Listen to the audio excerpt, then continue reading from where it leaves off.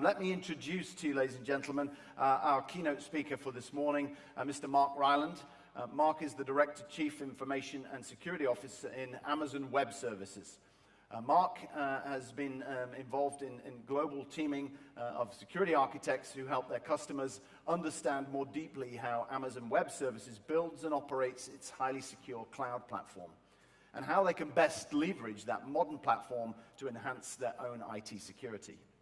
Mark has more than 27 years of experience in the technology industry across a wide range of leadership roles in cybersecurity, software engineering, distributed systems, technical standardization, and public policy. Prior to working with Amazon Web Services, Mark worked for Microsoft for 13 years in 2 different stints in various roles. We're very much looking forward to hearing Mark's presentation in Code We Trust, Enhancing Security Through Cloud Automation. Mark, I hope you're back there.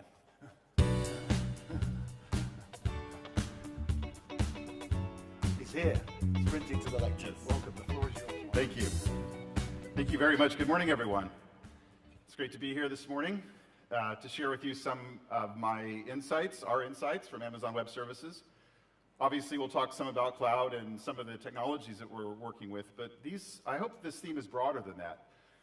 It will certainly encompass lessons that we've learned and lessons our customers learn in their use of cloud technology.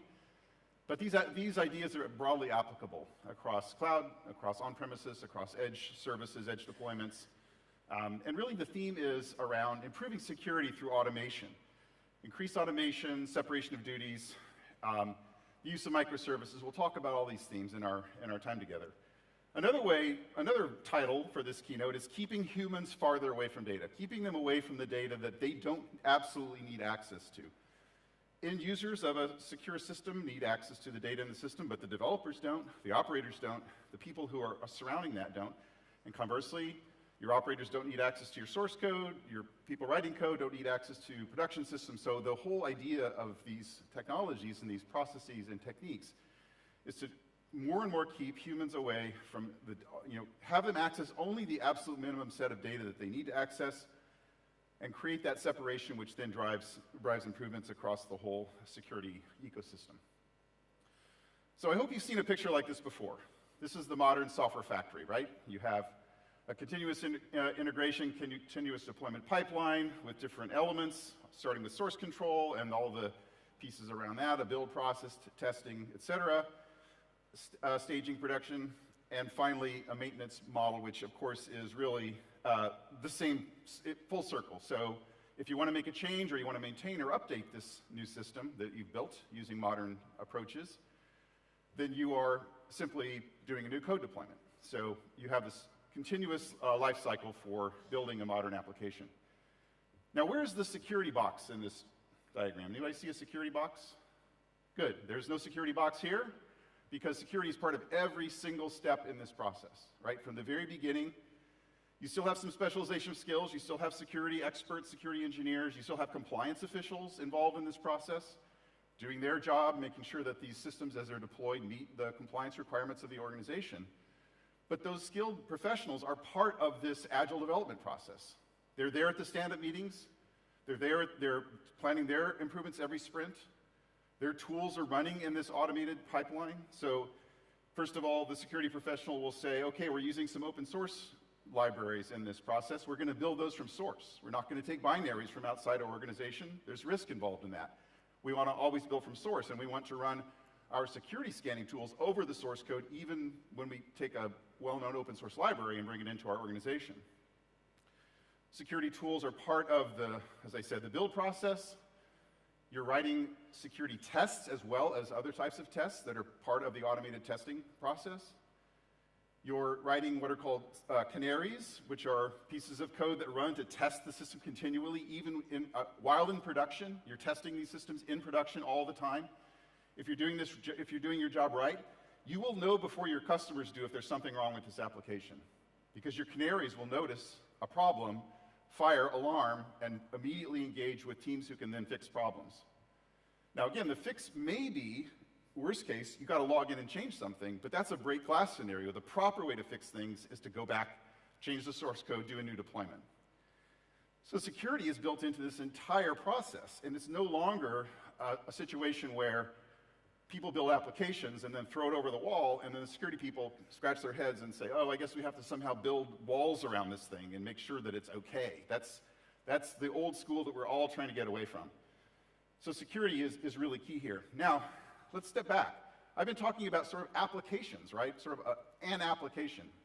But what about the broader platform? Let's step back and think more broadly. First of all, there's this huge revolution going on. You're all part of this. We're part of it. We've been driving this from the early days of Amazon Web Services, which is called infrastructure as code. What does that mean? That means everything is software. All of your servers are deployed by software, your databases, your load balancers. This is an example of the sheet metal load balancer on the left, very simple representation of a load balancer. And on the right, the code version of load balancer. It's a CloudFormation template that says, start me up a load balancer with these properties. So in the cloud world, and increasingly people are trying to do this on premises, it's very challenging to do in traditional environments, but it's possible. Everything is code. The hardware is virtual hardware, the databases, the storage systems, everything is a code artifact to begin with, checked into a source repository, security tool, with two eyes on critical components, so code review, security tools and compliance tools run across these templates so that you know prior to deployment whether the system is in fact meeting your security and compliance requirements. All these things now broaden back, so we step back now from the application focus. We're going to zoom back and we're going to see the entire pipeline of everything, including infrastructure, using that very same technique that we saw before, but now it includes infrastructure as well. So you could say, with some degree of truthfulness, that when instead of saying the security in the pipeline, we can say security is the pipeline. If you do this right, there's very little left for you to do from a security perspective other than just normal operational things. And again, if there are operational incidents, that's fine. Change the code, redeploy. Meanwhile, again, if you're doing your job right, you're going to find those through your penetration testing, through your security canaries, prior to any adversary doing so. So this is really, I think, a broadly applicable way of thinking about how we modernize our security practices. We're going away from this defensive model where we create walls around things and deal with everything in terms of this sort of post hoc technologies for fencing off. And then really, security is a key part of every element of these systems and applications that we're building. So again, let's zoom back even further. We're still kind of talking about a work team that has built now, deployed with automated processes, their system, whatever it may be, their workload. But there's another major trend going on in the industry that's also super helpful from the security perspective, and that is more and more focus on separation of duties, on service-oriented architectures, on microservices. Who here has heard of service-oriented architectures? Raise your hand. I'm sure it's been about, 15 or 20 years since we started talking about SOA, and with very, very little success, I would argue, for many, many years. It's finally sort of happening now, and I think cloud technologies have been a big part of that, because from the start, cloud technology was all about providing, here's an API endpoint, does some work for you, have fun, use it. It's a software contract. It's a critical part of the notion of a service-oriented architecture. Here's a software contract. I've got some parameters, you put them on the wire, here are the semantics of the call. I promise to always support that same capability. Behind the scenes, I can completely rewrite my system. I can change languages, change databases. I can completely change how it's implemented as long as I support that contract with you. I can version it. So every API call has a version number as one of the first parameters. So if I want to change my service, I can easily do that. I just run my old and my new API version side by side. I look at that parameter and decide whether the client wants the old semantics or the old syntax or the new semantics, new syntax. At AWS, we happen to use the ISO standard for date as our API version number. That means we can only change our APIs once a day. Sorry, it's a little bit of a limitation there. But seriously, we have the ability to just change APIs regularly, but we always know which one the caller is asking for. So service-oriented architecture, physical logical separation, think about that. In our world, there's absolutely no reason why a physical data tech who's working inside a physical data center needs to have logical access to the systems that they're working on. And not having that access is a huge security improvement, because there's nothing for them to log into to sort of see, for example, what customer is using what piece of equipment in this massive infrastructure. Their job doesn't require knowing that, and so we make sure they don't know that. Conversely, our logical administrators of a given service, they have no physical access. So these separation of duties just by nature create greater security because there's no powerful administrator who can walk around with administrative access to everything, walk in and out of data centers. I mean, plus all the old horrible practices we've all been guilty of things like labels on servers so you kind of know what things are doing. Get away from all that. You need software-defined infrastructure gives you accurate configuration management databases. For the first time in human history, in IT history, you can have an accurate configuration management database. Why? Because when you create or alter your infrastructure, you're calling an API. And the software that makes that change in reality for you is also updating a database. So the databases are accurate. We've never been able to do that before because we relied on humans taking things like putting up a stack of servers and then going and entering in, or barcode scanning or some sort of a non-automated process for our making sure that our configuration management was reasonable. Another thing here, again, is if you're in a service-oriented architecture, the trust boundaries are contained to that particular service. So use an example from AWS. Our S3 storage system, a blob storage system, or object store, provides encryption services. Native encryption services just set a flag on your API or configure this bucket, and we'll encrypt everything with a very high-quality encryption system. But the cryptography, the key management, is a completely different service. So S3 has in memory for a very short amount of time an unencrypted data key, uses it to encrypt your data, then it stores an encrypted copy of your data key in its storage system as well as your encrypted data. So within milliseconds of this operation, S3 cannot decrypt your data, and no S3 operator could decrypt your data. Instead, you've got to take that encrypted data key, go back to the encryption service, and ask for an unencrypted copy. And that requires, again, API-defined access with full logging and auditing of all those accesses. So now we have this beautiful reality. There's no administrator of S3 that can access your data. There's no administrator of our key management service that can access your data. Why? Because they're completely separate teams, personnel, separate code bases with a software contract that's uniting them. Microservices, another big trend here. And again, this is really important from a security perspective. If you think about the old world, we often talk about remember the story of a data center that it's hard on the outside and soft and gooey on the inside, the idea that you firewall off, but once you're inside you can move around. But really, even our applications tend to be that way as well. They tend to be a monolithic application. If I can get inside a server running that application, I pretty much have access to everything that's in the address space of that system, at least, if not quite a bit more, because I can usually have a password for the database. I've got a lot of other stuff. In a microservice architecture, where the services are typically running on completely separate hosts or virtual machines, if I can break out of a microservice, I'm sitting there with some access to some data for that particular microservice, but I can't move laterally very easily at all. All I can do is call other APIs with the credentials of that microservice. So now, every time I break down my monolithic application and create a set of very small cooperating services, not only do I get the agility and the software engineering benefit of rapid change, ability for teams to move at different speeds, et cetera, but I also get a nice security property, which is there's very little an attacker can do other than what that particular microservice has sort of inside of its memory or of its data store, which is not by any means the whole application.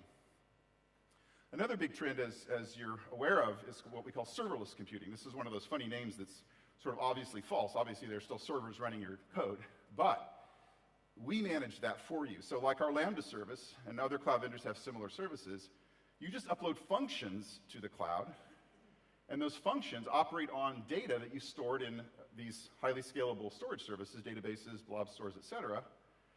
And the only thing that's running there from time to time, periodically some event fires and your code runs, and then it goes to sleep again. And the next time it runs, it might run on a completely different host, a different container, different VM. We can scale up and run 10,000 simultaneously. If you need a high throughput all of a sudden, or late at night when no one's using your application, there might be nothing running, and you're paying zero for that service. So it's a really cool capability. People love these serverless architectures, but again, think about the security benefits of that. First of all, if I can compromise one of these functions, The longest they can run is 15 minutes. We actually extended the longest runtime from 5 minutes to 15 minutes just a couple of days ago, and some customers were really happy because they felt a little constrained by 5-minute runtimes. But still, most of these functions run for less than a second. That's a typical runtime, is measured in milliseconds. So now, if I'm an attacker, I break it out into a function, I have just a very small amount of time, seconds or maybe minutes, to do exploration, and then to exploitation would be a whole other thing. And I'm running on a box that changes all the time. One time the function's running, I'm on this server. The next time it's running on a different one. If I'm in a multi-tenanted environment, my tenants are changing all the time. It's a completely random process from the perspective of an attacker. And so serverless computing is a huge improvement on the overall security of these systems precisely because of its great abstraction that we're providing. So we're getting close to the end. I appreciate you giving me this time with you. I want to give you one more example from our experience around EC2. So we have this virtual machine service. It's well known, the Elastic Compute Cloud, EC2. And we looked at that service and how it operated a few years ago. And it ran pretty much like what we're all accustomed to in virtualization today. This is pretty standard. In fact, it's completely standard for virtualization today, whether you're using a cloud or you're using your VMware or your on-prem, whatever, Hyper-V. Your host is, say it's an Intel motherboard. It runs the special software, the virtual machine monitor, that provides the slicing of that host into these virtual machines. But also, critically, it runs a special copy of the operating system called DOM0, or the privileged domain. And that special copy of the operating system is used by the virtual machine monitor to do a ton of the work that's required, especially around device models. So interaction with the outside world, whether it's block storage or networking, whatever, it's done in that special copy of the operating system. We looked at this architecture, and there was things we didn't like about it. A couple of things. From an operational perspective and a cost perspective, as much as we love Intel and as much as we have a great partnership, one of their largest customers, we get great pricing, it's still the case that those Xeon processors are one of the most expensive things in our infrastructure. They're very relatively expensive. And here we are wasting some of that infrastructure running our software. So we're reserving some of the cores of these large machines in order to give our customers a very consistent experience. We don't want our software to cause variability for their software. So they get reserved slots on this host. And again, it doesn't matter whether someone else is busy or not, we're isolating them from that. But we have software that we need to run, so we're isolating that from customers, and that means we're taking up valuable CPU and memory in the main motherboards, if you will, of these hosts. We don't like that. We like to sell all the cores. Also, from a security perspective, we don't like that privileged operating system copy. That's going to be a target for anyone, right? Whether it's the theoretical hypervisor breakout, never happened in the wild, but we're still super vigilant about that. We have mitigations like customers can have single tenancy on our platform. That's very easy, just a flag on your API call. But the point is, still, that's a target. So it would be really nice to get rid of it from a security perspective. Also, from the perspective of how we operate these systems, even though we're very proud of this architecture, it's been run for years very successfully, great track record, it's still the case that there is an interactive shell. You can log into these hosts, and we don't like that. We'd rather that we literally couldn't log into our EC2 hosts. So we went on a journey to both build custom hardware and software to change this architecture completely. So our modern virtualization platform is totally different than this. The first thing we did was we put another computer in that same physical box, okay? We call it the Nitro. We now call it the Nitro system.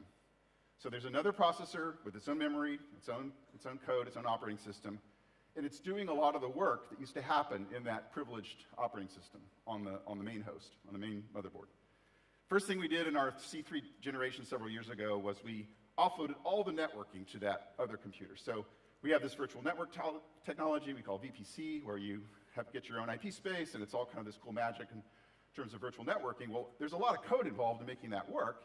So the first thing we did was we took all that code off of the main host, put it onto another computer. In the C4 generation, we took all of the storage virtualization. We turned that into what's called NVMe, so a modern hardware protocol for how you talk to block storage over a PCIe bus. And we instead of using software virtualization, essentially what we're doing is hardware emulation. So this other computer, when you ask for block storage, it'll say, yep, here's an NVMe device, which does a hot plug event on the PCIe bus. And so the rest of this computer just sees, hey, a new disk drive has shown up. Great, I can use it. But there's nothing in the main host that knows anything about disk virtualization. There's still a little bit there. The hypervisor has to assign those devices to the guests, but it's very minimal and it's very optimal kind of pass-through model. And then finally, last year in November, we launched the new C5 instance type and has subsequently launched a bunch more instance types using what we'll call the full Nitro system. Now we've completely offloaded all of the virtualization features, basically, except CPU and memory slicing, to another piece of hardware in that same host. So all the management software that runs there, the software that deals with the API calls needed to stand up and tear down things, all of the networking, all the disks. So there's still this Intel motherboard, and it still has a very minimalistic hypervisor that slices up those resources for guests. But there's no DOM0, there's no privileged copy of the operating system, there's no shell. I can't interactively log into that host anymore, nor, by the way, can I interactively log into this other computer. It's all API defined, it's all API driven. And think of the nice separation we're getting here, right? We can do things like store encryption keys on the second computer, so even if someone breaks out and gets access to memory on the main board, there's no encryption keys there for many of their services they're using off that box.